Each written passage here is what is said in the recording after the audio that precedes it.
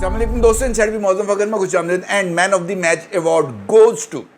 On brilliant performance by ECP council जनाब सिकंदर बशीर साहब। जनाब आज तक दिल जितने पाइन ने इस कदर उम्दा अंदाज के अंदर उन्होंने इस पूरे मामले को ना सिर्फ टैकल किया बल्कि जजों की फ़ौज जो सामने बैठी हुई थी और जिसके अंदर ब्लैक बम्बल बीज भी मौजूद थे उनको भी इस तरीके से कैंडे में रखा जनाब सिकंदर बशीर साहब ने कि लुत्फ़ आ गया। आज की जो समात है उसका हौसले कलाम जनाब सिकंदर बशीर साहब के वो चंद रिमार्क्स हैं जो उन्होंने जनाब अतर मिनल्ला साहब के साथ गुफ्तगू करते हुए की है, और इसके साथ साथ वो बेंच जिसके अंदर जस्टिस काजी फ़ाइज़ ईसा साहब बेनफ़्से नफीस मौजूद थे, उनके साथ जनाब जस्टिस मुनीब अख्तर, जस्टिस मंसूर अली शाह, जनाब अतर मिनल्ला साहब, जनाब याह्या अफरीदी साहब, जनाब मंदो खेल साहब, जनाब आयशा मलिक साहब, बहुत सारे आला जज वहाँ पर मौजूद थे। और उन तमाम जजेस के पे दर पे सवालात का एक ही अंदाज के अंदर जवाब देना और इस तरह का जवाब देना कि जनाब कोई भी जज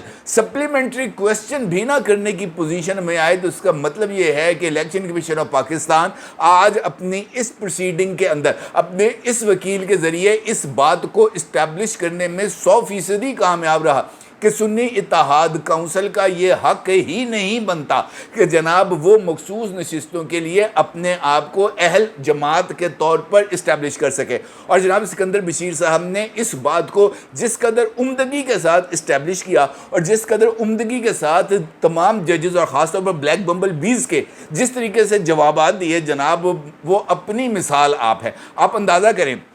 कि ख़ास तौर पर उस मौके पर जब जस्टिस काजी फ़ाइज़ ईसा साहब चीफ जस्टिस ऑफ पाकिस्तान और जनाब अतर मिनल्ला साहब दोनों आमने सामने हों, दोनों जनाब एक दूसरे की बात को काट रहे हों और जस्टिस काजी फ़ाइज़ ईसा साहब गुस्से में आ चुके हों और वो आकर इस बात का बाज़ाब्ता तौर पर ऐलान कर चुके हों कि जनाब तुसी हुण ऐस नुक्ते तो सज्जे खब्बे नहीं होना, और उस मौके पर जनाब सिकंदर बशीर साहब उस मामले के अंदर आकर अपनी नाक को घुसाएँ और वहाँ पर जाकर मुख्तलिफ अंदाज के अंदर जवाब देते हुए इन जुमलों पर बात को कंक्लूड करें कि मी लॉर्ड अतर मिनल्ला साहब को मुखातब करते हुए कि मी लॉर्ड्स, जो कुछ आप कह रहे हैं वो सब कुछ हो सकता है लेकिन सिर्फ एक चीज़ नहीं हो सकती, और वो चीज़ ये है कि सुन्नी इत्तेहाद काउंसिल को मखसूस नशिस्तें अलॉट नहीं की जा सकती। That's final. कानून आइन यही कहता है, और अगर आपने सुन्नी इत्तेहाद काउंसिल को मखसूस नशिस्तें देनी है तो उसके लिए आपको आइन से ऊपर जाना पड़ेगा, आपको कानून को नज़रअंदाज करना पड़ेगा और फिर उसके बाद आप अपने इस ख्वाहिश की तकमील कर सकेंगे। तो इसका मतलब ये था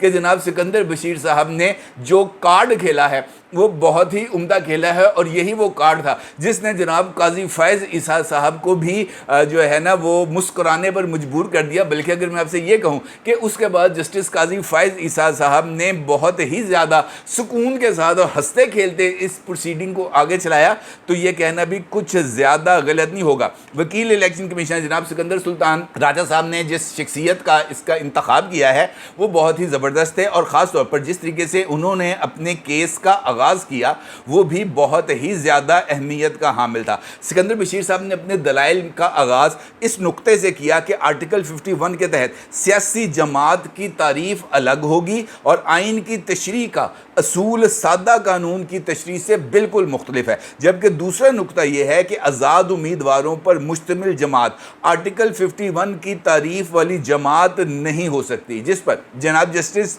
जमाल खान मंदो खेल साहब ने पूछा कि सियासी जमात एक जमात तो रहेगी, जिस पर वकील इलेक्शन कमीशन का ये बताना था कि जनाब वो जमात तो रहेगी मगर आर्टिकल 51 वाले मकासद के लिए वो जमात नहीं रहेगी, क्योंकि उस जमात ने ना कोई इलेक्शन लड़ा, ना इन इंतखाबात में किसी को कोई उम्मीदवार जो है उसको डिक्लेयर किया। बल्कि जब ये बहस थोड़ी सी आगे बढ़ी तो सिकंदर बशीर साहब ने मैथ की एक इक्वेशन के ज़रिए अपनी बात को इस्टेब्लिश करने की कोशिश की कि जनाब सिफर के साथ अगर 200 जमा कर लिए जाएं तो नतीजा सिफर ही होता है। लिहाजा ये तमाम लोग जिन्होंने अब पाकिस्तान तरीके इंसाफ को छोड़कर سنی اتحاد کونسل کے اندر شمولیت اختیار کی ہے، اور یہ چونکہ آزاد امیدوار ڈکلیئر کیے جا چکے تھے، لہٰذا ان کا سنی اتحاد کونسل میں شامل ہونا 0=0 یہی اس کا لاجیکل اینڈ نکلتا ہے، اور یہ آزاد امیدوار تصور ہوتے ہیں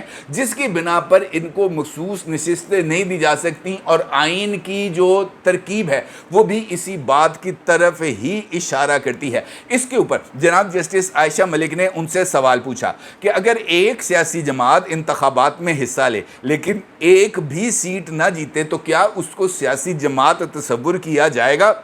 وکیل نے بتایا کہ سیاسی جماعت کے لیے کم از کم ایک نشست کا جیتنا لازم ہے۔ سیاسی جماعت نے ایک بھی سیٹ نہیں جیتی تو اس کا مطلب یہ ہے کہ اگر 200 آزاد اراکین بھی اس کے ساتھ شامل ہو جائیں تو نتیجہ 0۔ اور یہ بات بہت ہی زبردست انداز کے اندر انہوں نے اس کو پیش کیا۔ اس کے ساتھ انہوں نے اس بات کی مثال بھی پیش کی صاحبزادہ حامد رضا صاحب کی کہ جناب یہ سنی اتحاد کونسل کے چیئرمین ہیں، لیکن سنی اتحاد کونسل کے چیئرمین نے خود اپنے ہی ہاتھوں سے ایک ڈیکلیریشن لکھا کہ جناب میں نے حلقہ NA 113 یا 103 فیصلہ آباد وہاں سے میں نے الیکشن لڑا، اور وہاں سے یہ آزاد حیثیت سے میں نے الیکشن لڑا، اور میں اب سنی اتحاد کونسل میں شمولیت کا اعلان کرتا ہوں، اور نیچے خود بطور چیئرمین سنی اتحاد کونسل اس بات کو تسلیم بھی کیا، اور بطور اپلیکنٹ سنی اتحاد کونسل کے آزاد امیدوار کے طور پر حامد رضا صاحب نے اس بات پر دستخط بھی کیے۔ انہوں نے کہا جناب اس سے بڑھ کر مذاق کیا ہو سکتا ہے کہ آزاد حیثیت میں جیتنے والے رکن نے خود اپنی ہی جماعت جس کے وہ چیئرمین ہیں اس میں شمولیت کے لیے بطور چیئرمین اپنے آپ کو الاؤ کیا۔ انہوں نے کہا جناب اس سے بڑا اب اور مذاق کیا ہو سکتا ہے، اور یہ ایسی مثال تھی جس کا جواب بہت زیادہ جو ہے نا وہ جج صاحبان ان کے پاس موجود نہیں تھا۔ اس کے بعد دوسرا نقطہ جو بہت ہی زیادہ اہمیت کا تھا، جس میں اس بات کا ذکر کیا گیا کہ جناب یہ جو کاغذات نامزدگی ہیں اس کی ابتدا سے لے کر اب تک کیا صورتحال تھی، تو اس پر الیکشن کمیشن آف پاکستان کے وکیل کا کہنا تھا کہ سب سے پہلے جو کاغذات نامزدگی ہیں اس میں اس بات کا ذکر کیا جاتا ہے کہ امیدوار کی افیلیشن کس کے ساتھ ہے۔ سب سے پہلے پاکستان تحریک انصاف نظریاتی کے ساتھ اپنی جو وابستگیاں ہیں اس کا اظہار کیا گیا، اور پھر اس نظریاتی سے یعنی تحریک صاحب نظریاتی سے اپنی افیلیشنز کو وڈرا کیا گیا، جس کے بعد الیکشن کمیشن نے نہ ان کو پی ٹی آئی کا سمبل دیا نہ ہی ان کو پی ٹی آئی نظریاتی کا سمبل دیا، کیونکہ وہ دونوں کے دونوں اپنی اس پوزیشن سے وڈرا کر چکے تھے، لہٰذا ان کو ایک آزاد امیدوار کے طور پر ہی ٹریٹ کیا جا سکتا تھا، اور آزاد امیدوار کے طور پر ہی ان کو پارٹی سمبل جو ہے الیکشن سمبل وہ ان کو الاٹ کیا گیا، اور اسی الیکشن سمبل پر انہوں نے الیکشن لڑا، جس پر عطر من اللہ صاحب نے ایک مرتبہ پھر اس معاملے کے اندر مداخلت کی اور ان سے پوچھا، بلکہ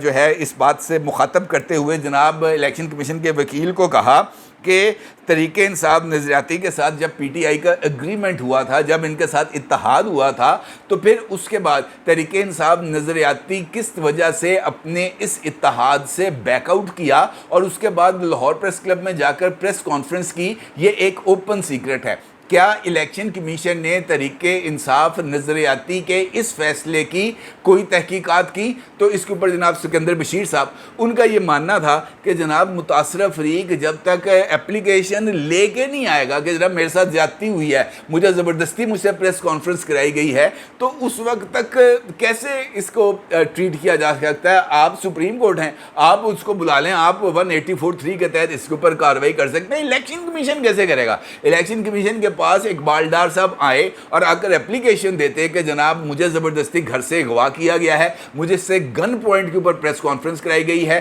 یہ جو تمام کے تمام جو ڈیکلیریشنز واپس لیے گئے ہیں ان کو منظور کیا جائے، اور جن کو آزاد ڈکلیئر کیا گیا ہے ان کو تحریک انصاف نظریاتی کا امیدوار ڈکلیئر کیا جائے، تب تو الیکشن کمیشن اس کے اوپر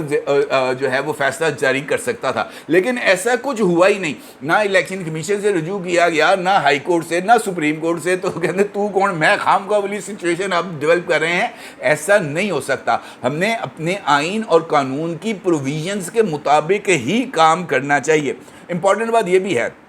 کہ اس سارے کیس میں جہاں تک آج میں نے اس چیزوں کو دیکھا ہے اور جس طریقے سے یہ معاملے کو آج آگے بڑھایا ہے جناب سکندر بشیر صاحب نے، یہ بات بہت ہی حد تک واضح ہو رہی ہے کہ جو آرٹیکل 51 ہے اور آرٹیکل 103 ہے، اس کی جو پروویژنز ہیں وہ بائنڈنگ ہے کسی بھی پولیٹیکل جماعت کے لیے، اور ان پابندیوں سے ماورا ہو کر کسی بھی سیاسی جماعت کو مخصوص نشستیں الاٹ نہیں کی جا سکتی، اور اس کے اندر جو پری ریکوزٹس ہیں اس میں